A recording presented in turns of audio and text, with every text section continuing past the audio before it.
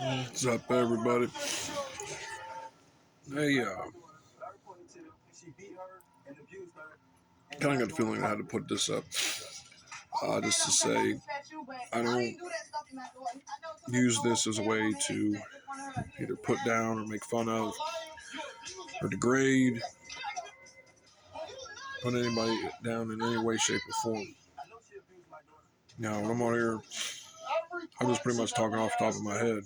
I'm not saying anything that I'm trying to offend people with, but you're gonna take it how you take it. I can't affect that. But other than that, well, that's the second one tonight. I just can't.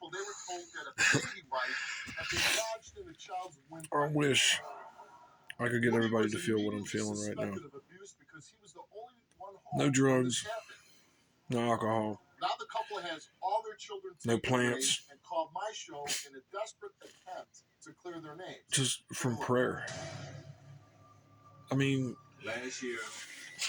if you could have told me about this, and if I would have found out about this back when I was 14, before I started drinking, and realizing how much power I could feel by just having faith and believing in my Lord and Savior. I had this real bad anxiety the other day. Just real anxious and just, couldn't stop, sitting there fidgeting and stuff. And I was thinking about my life and where I've been, and, where I'm at now, where I'm trying to go, and a lot of all kinds of memories have been coming back to me. I've been gradually getting my mind back. So I realized I had lost so many memories because of my partying. I used to think it was just because I had so many, but no. I have blurry spots in my life. My memories are filled with all kinds of blurry spots. Some I don't even remember.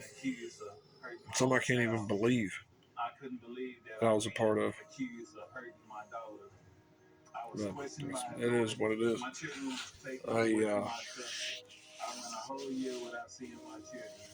Sometimes I kind of regret my mind getting back as much as it is,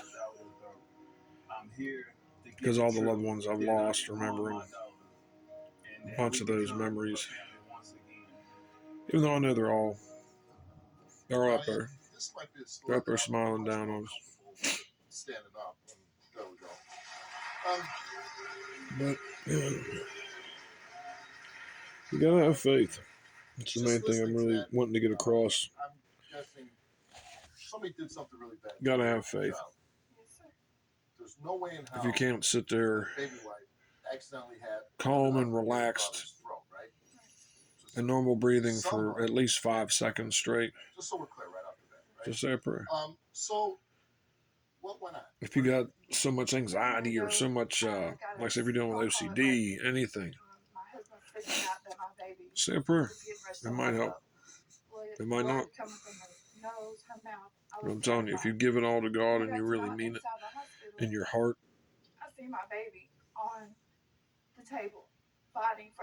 when they say he can move mountains, that is no joke at all. Because for a while, it was like I had a mountain of bullshit, pardon my language, that was in my mind. He moved all of that out of it. I gave it all to him. And I'll refer to the enemy. That's without saying his name, the devil, whatever.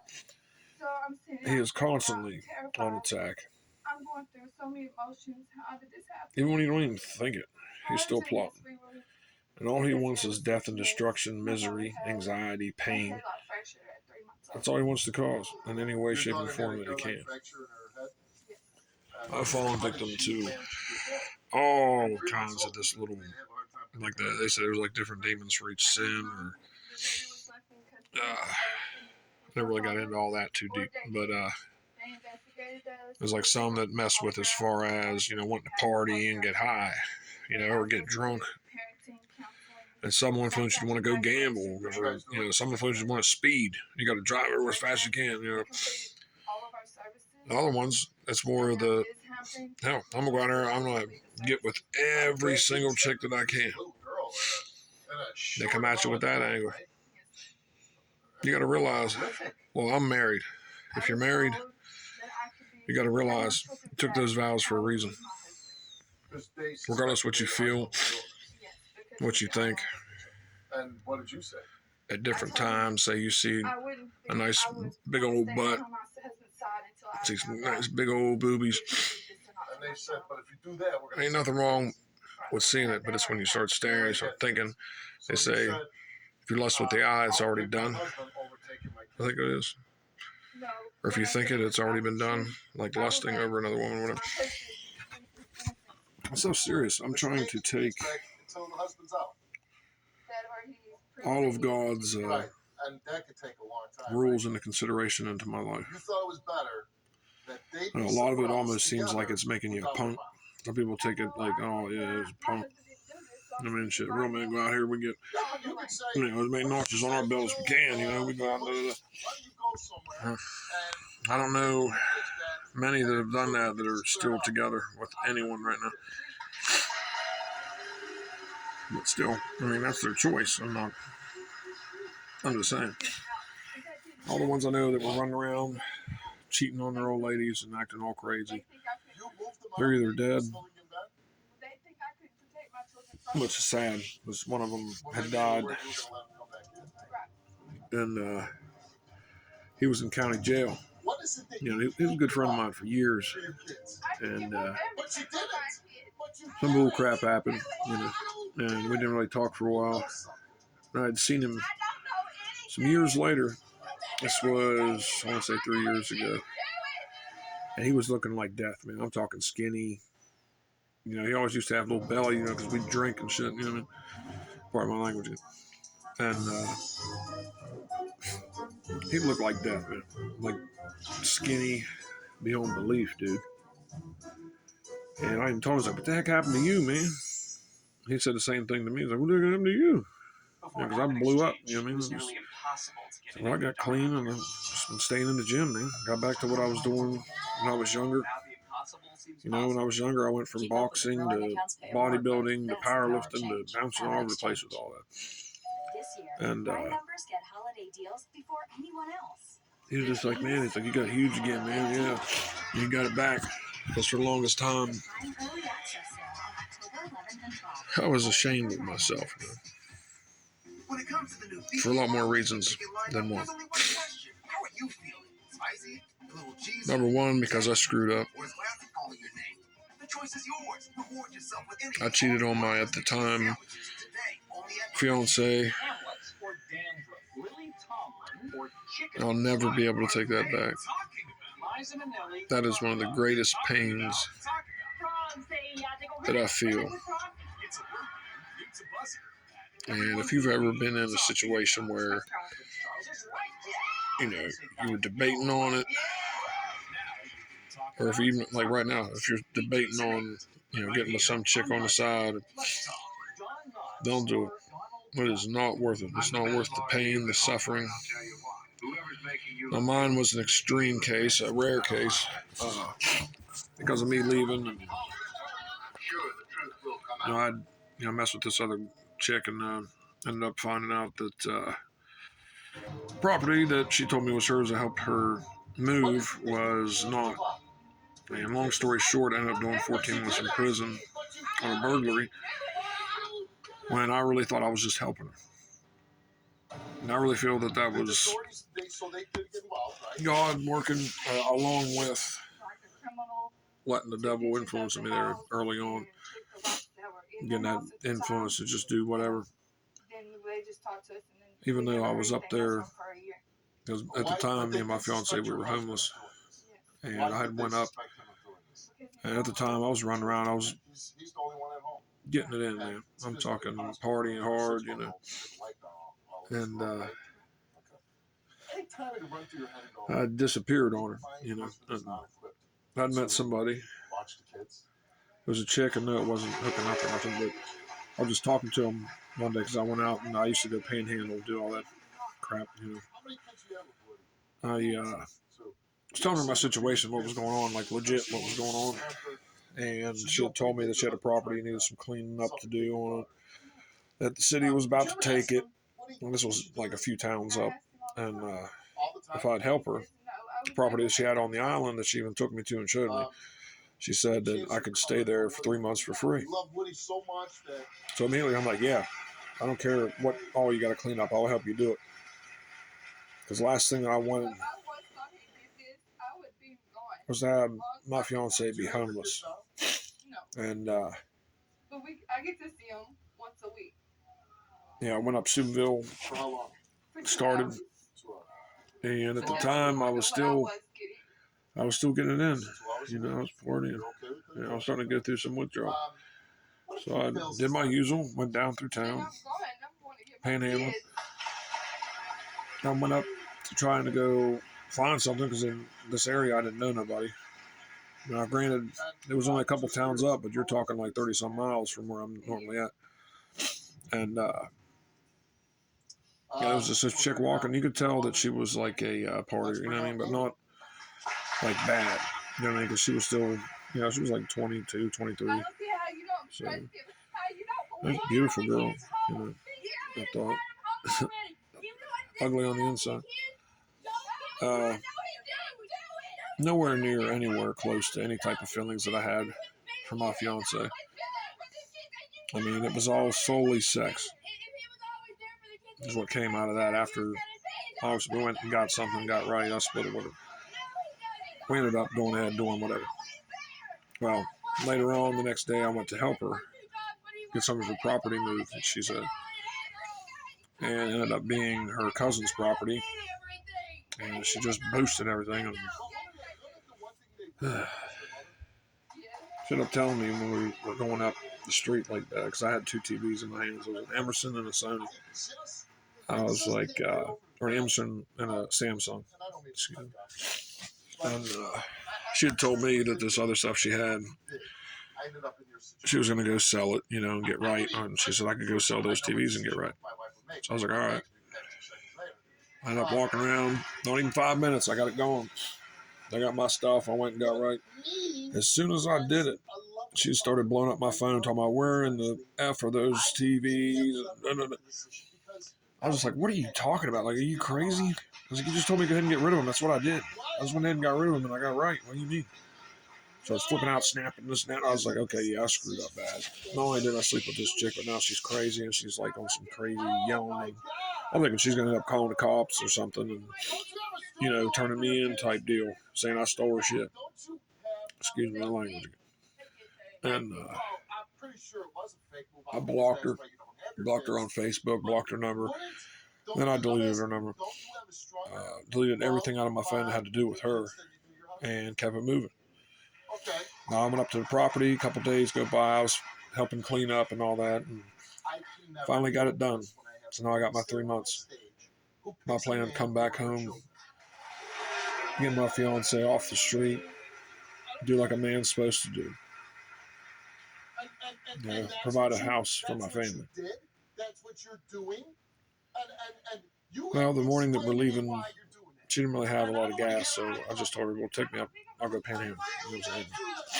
She'd had a bank where her money, she still thought she had a few dollars in, and she was going to withdraw that to get some gas. And I told her I'd panhandle and see what I could do.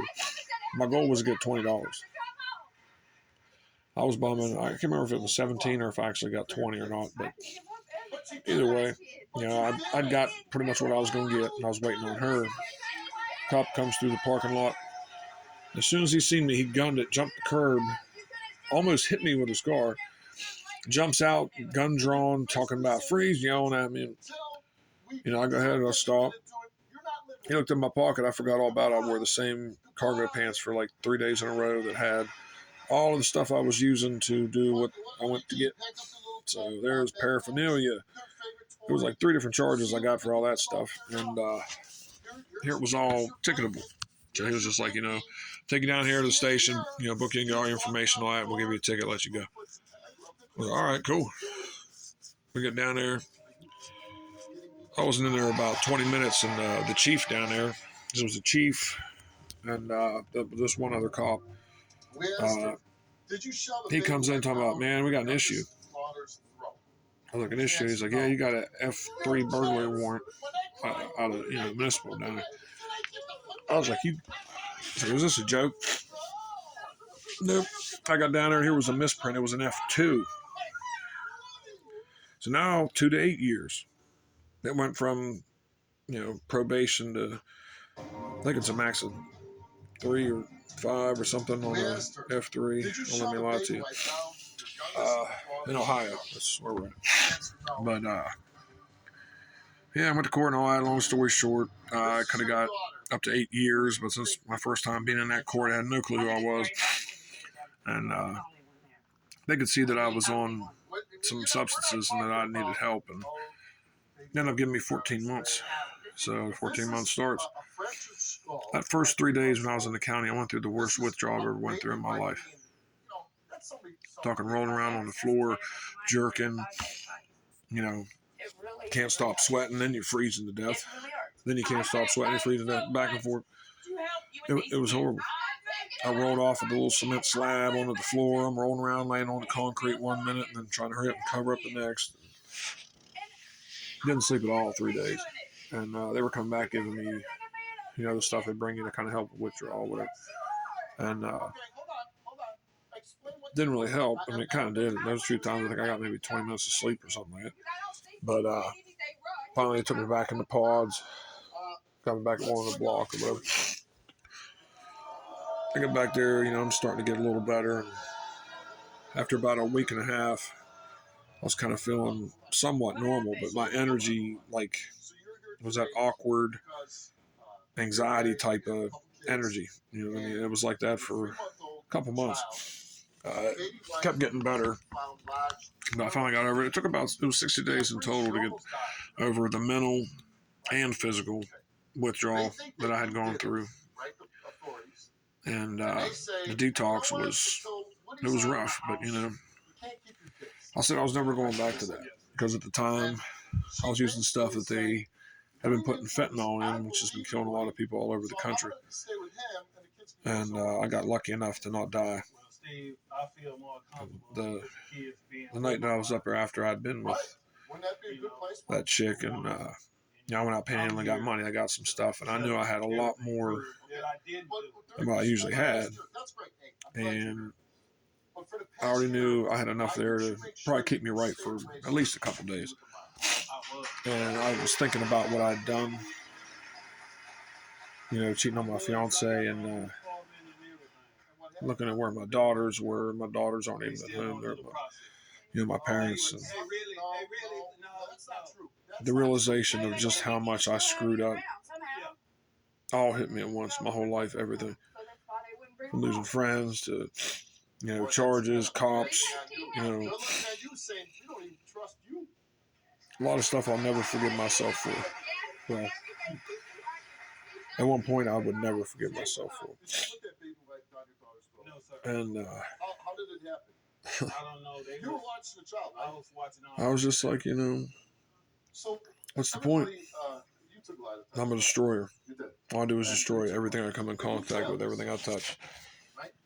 My grandfather used to tell me I'd tear up an iron ball. I let it all pile up on me, and the main thing that really got me was my infidelity. Cheating on my fiance, my future wife, who I consider my wife and my queen, and I always have and always will.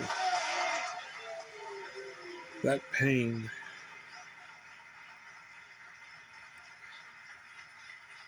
especially knowing and just seeing and feeling what she was going to see and feel, knowing what it was going to do to her, no way to take it back. I don't know how the heck am I making this right. I'm just, I said hell with it. I loaded up every little bit that I had, and I tried to end it. I'm sure a lot of people know what I mean, but I'm not going to get into detail about that. I ended up, I fell out. Every question that we asked you, blur. I wake up. Here I'm laying in It's like these steps that went down, and it was like a cement enclosure. It was right beside a building, and it was all, like the one side wasn't in it for the steps where you walk down into this part.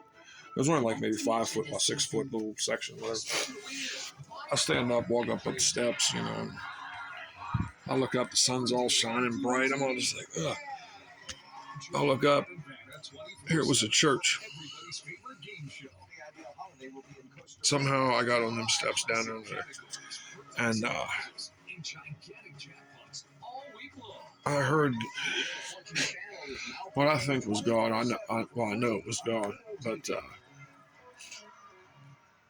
all I heard was, "You broke it. Now fix it. Rebuild it." And all of that, the hopelessness and the pain, everything I was feeling was gone for a minute. But I go to prison and all that stuff. I go down. While I'm in there, I get baptized. I went to all kinds of different classes, everything from parenting classes to drug and alcohol counseling, and IOP they had in there. They had all kinds of different classes. I was trying to do just whatever. And I ended up getting released. It was October 2018. And before I got released, I'm not going into detail about what it was, but I finally got a hold of my fiance. Like 10 months goes by, I hadn't talked to her. Because the cell phone that she had ended up getting broke. I didn't know the number. She got a new one. And I kept telling my mom to let her know I love her and to get a hold of me. Write me something. I gave my mom the address and everything like that. And here, she had been out homeless. And she had to stay in vans. A couple people let her sleep in their van or whatever. And she was staying in people's houses. These different, women that she